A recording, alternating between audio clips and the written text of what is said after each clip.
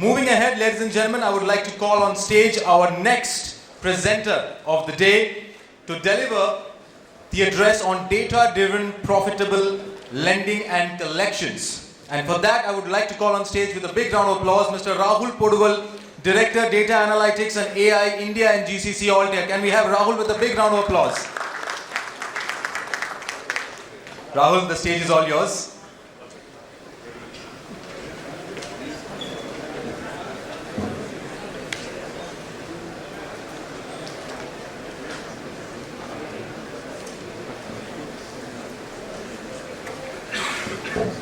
Good afternoon. So thanks Synnex for this, and very happy to see lot many physical events are back. And first of all, let me thank Synnex for this opportunity on behalf of Altair to present and share our views on profitable data-driven lending and collections. So before I get on to my slides, let me try to put a context to this. I believe the first panel and the second panel have made my life easy, because this is more correlating to what we have discussed in those two panels. So, as we are all aware that India has got the lowest penetration when it comes to credit, and leading to many unscored and new to credit customers. So while and the problem with this is that there are two challenges where we face in this. One, for any lender, first is to gather information from the various data sources beyond your credit bureaus and mine this information to assess the credit worthiness of a potential customer. And in a post-COVID scenario, definitely the delinquencies are expected to go up, and people talked about the alternate data sources. And incorporating that that data sources with internal data is going to play a key role. While getting the data from your internal is very easy, internal sources is very easy. Incorporating this data along with your along with artificial intelligence and machine learning capabilities to predict the customer behavior, addressing their entire life cycle is going to be a key parameter of success in addressing their account management, portfolio analytics, customer analytics, and risk profiling. So banks and financial institutions at this point of time is playing a very crucial role in stitching this technologies powered with analytics to understand customer behavior in a better manner, so that they can arrive at a correct credit decisioning. And it is very imperative for any banks to build these capabilities, so that they will be able to tap this large customer pool where we have large unbanked and underscored clients. So in the next 15-20 minutes, what I will try to do is I will cover up.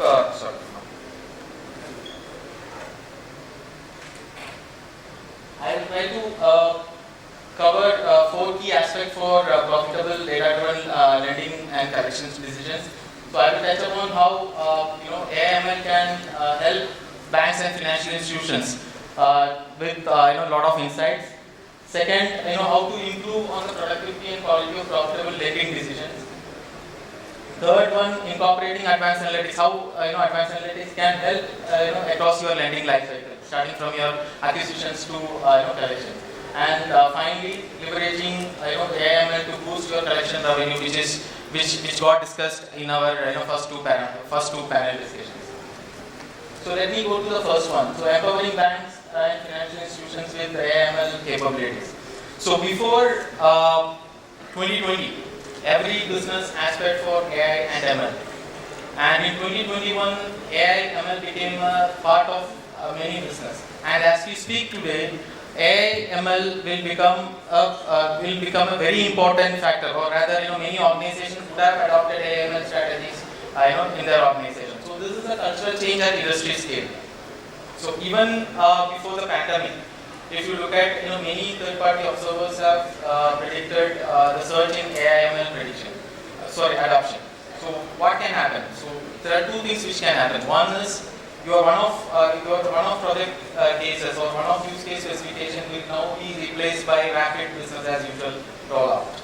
The second thing can be the sub-AML department will be now replaced by company-wide adherence to AML principle, which is geared towards the business longevity. And if you really look at outside, there is a momentum which is gathering steam. Many organizations, many banks and financial institutions are empowering their business users with analytics-powered capabilities which can build AML use cases. In absolute number terms, by 2030, AML is expected to contribute to around $15.7 trillion to global economy, and which is something which is much above than the current output of India and China put together. So what I here intend to say is that the enterprise AML which we discussed or which we talked in 2020 will be replaced by everyday AML, whether a financial institution is big or small. Second, on the transparent and automated data-driven credit decisioning. So, with business getting more complex and diverse, the requirement of regulatory compliance, especially when it comes to credit decisioning, is going to become a key success parameter for any lender.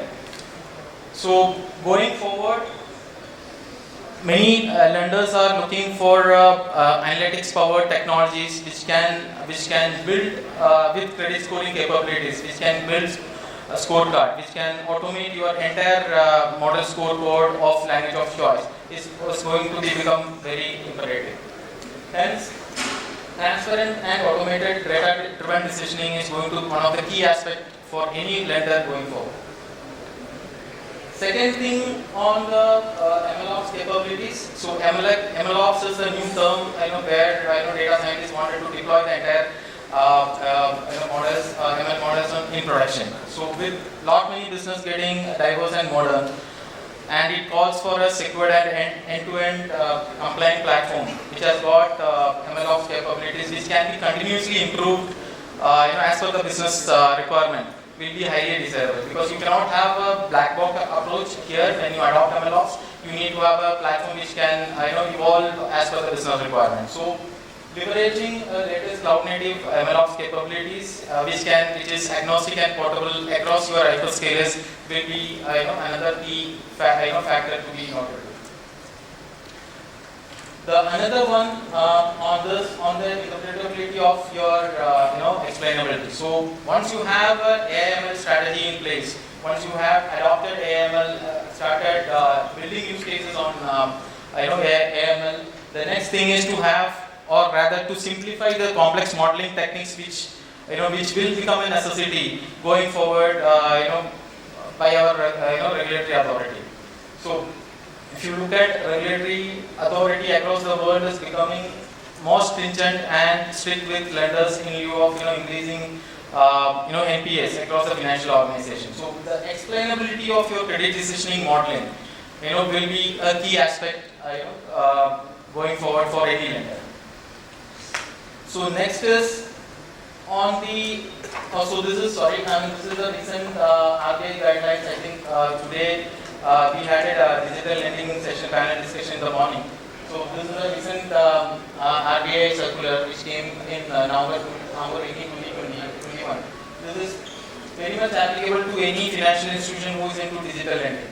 So it talks about, if you look at point number 6, 7 and 8, it talks about data collection with prior and explicit consent from your customers with appropriate appropriate audit trails. The most important part is on the algorithmic features used in digital lending, which needs to be documented for for transparency. So explainability of your credit decisioning or your collection strategy is going to be a key regulatory ask going forward. Next is on improving productivity and quality of your decisioning. So the key bottleneck of success of timely decision by any banks, any financial institutions will be on the productivity. So writing 1,000 number of codes, then debugging it, optimizing it, instead of giving insights to your business is going to impact your time to market and customer acquisition. So hence globally, many financial institutions are looking at or rather exploring end-to-end analytics, fully automated end-to-end analytics platform with no-code, low-code capabilities, which can address the entire data story, starting from your data conceptualization to data preparation, then to data deployment and data visualization. So it also gives your advanced analytics model, which you have already built, a larger shelf life, which essentially means that the models which you have built for your credit decisioning can be put to test in other business units also. The another part is on the manual intervention on your data. So with many organizations taking a data-driven business decision, the velocity of data prep, data preparation, model building, model deployment have gone up tremendously. Of course, with a lot of varied complexity. Hence, a requirement of automating the entire backend data preparation for your analytics is going to become a very key aspect going forward. Without much of IT and manual intervention is going to become a very key aspect.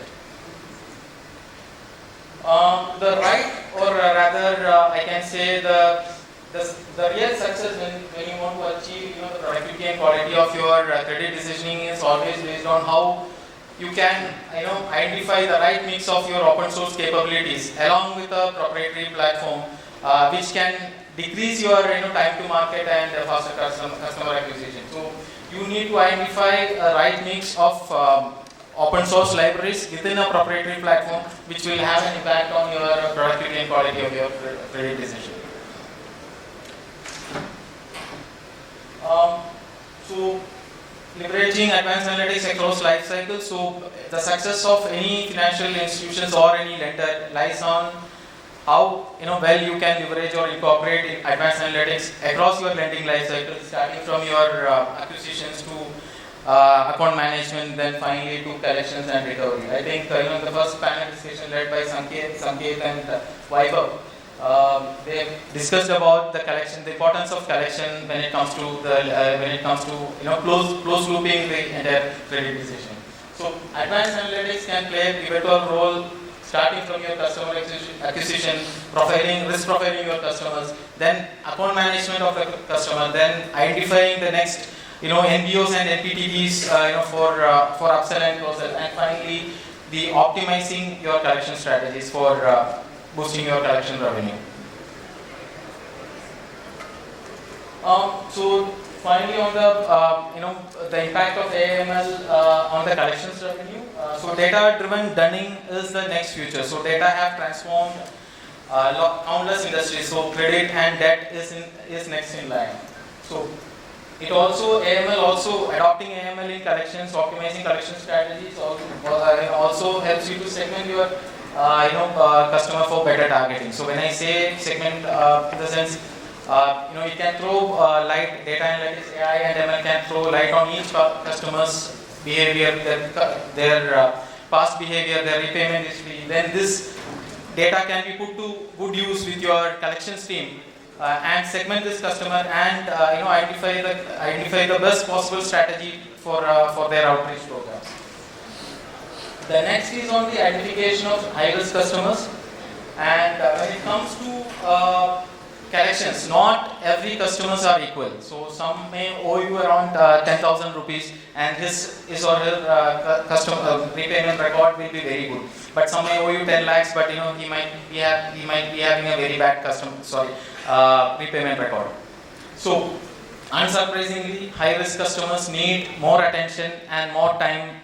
And you may have to design a tailor-made repayment plan or installment plan so that they won't default their repayment. Definitely yes, it reduces operational risk. When you apply or adopt AML on your collections strategy, it gives you everything what you need to optimize your collection effort. So it gives customer preferences, its repayment history. Then define a best outreach program so that you will be always relying on data-driven approach when it comes to collection rather than doing some sort of a guesswork. Next is definitely improves the customer experience. Nowadays, the customer retention is going to be a real challenge for any banks and financial institution.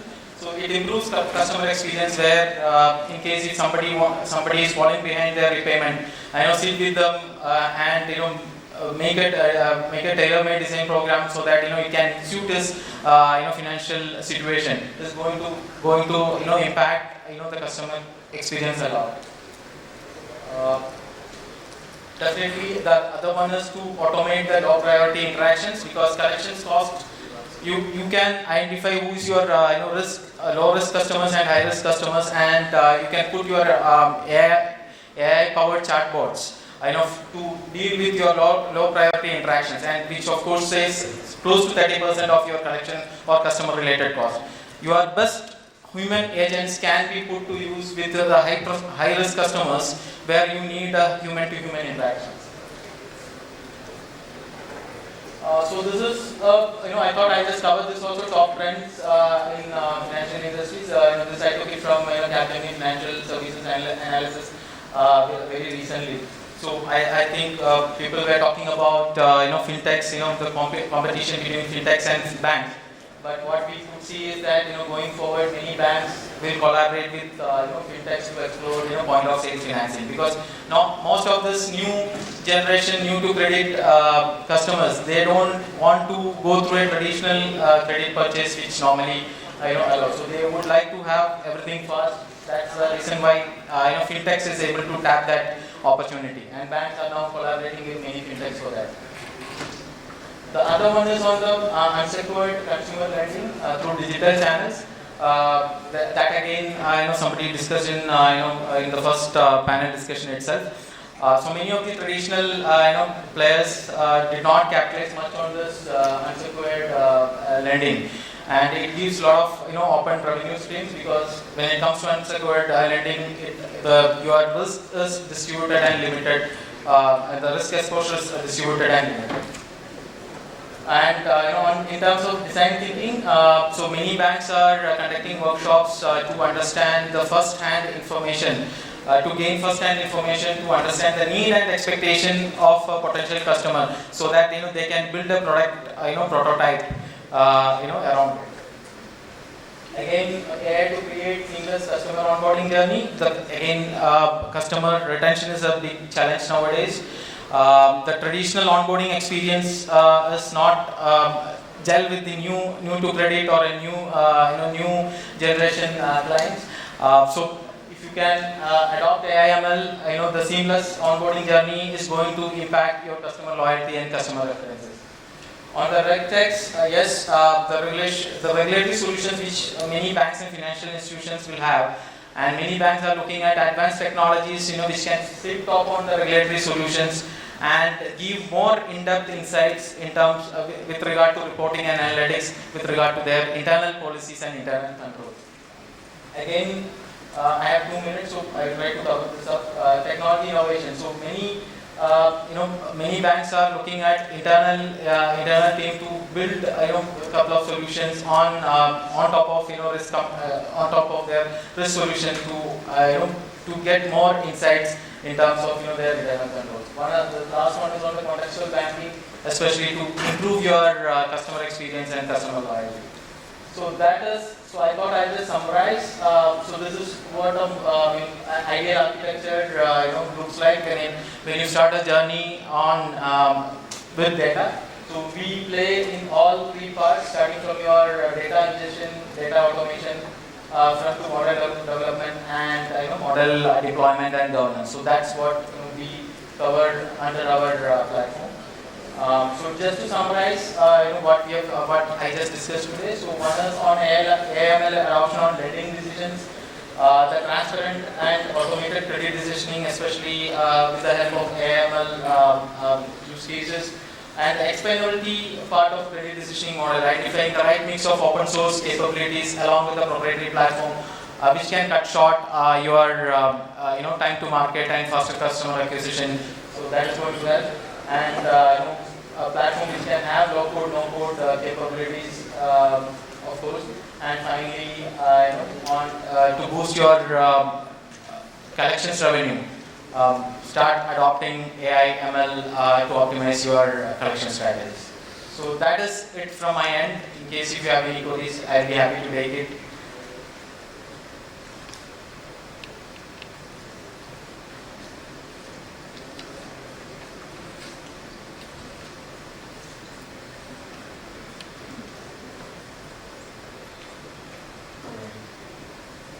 So I think I'm not.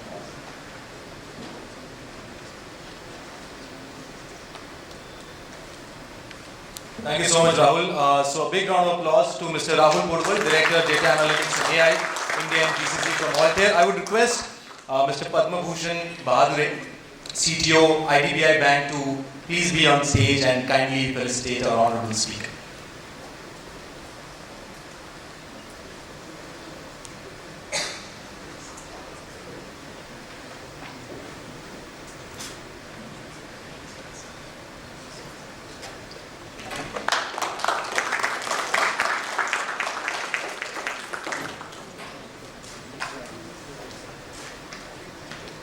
Thank you so much, Rahul, and thank you so much, Padma Bhushan ji, for doing the honors.